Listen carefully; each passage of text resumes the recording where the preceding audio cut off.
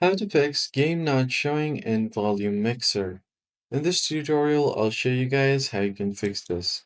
So the first thing you're going to have to do is right click on your sound and then open volume mixer from here.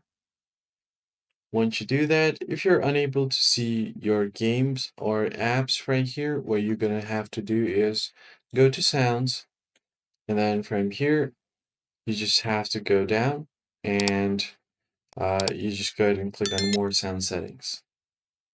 Now this pop-up will appear on your screen, so you'll have your playback tab. Make sure that your speaker is turned on right here.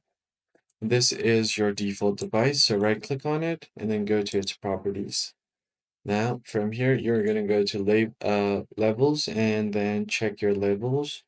Then go to advanced and make sure that this is turned on. Allow application to take exclusive controls of this device and give exclusive mode applications priority.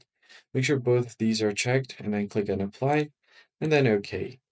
And click on OK again and give your PC a quick restart and you should be good to go. That's pretty much it, guys. I hope this tutorial was helpful. I'll see you on the next one.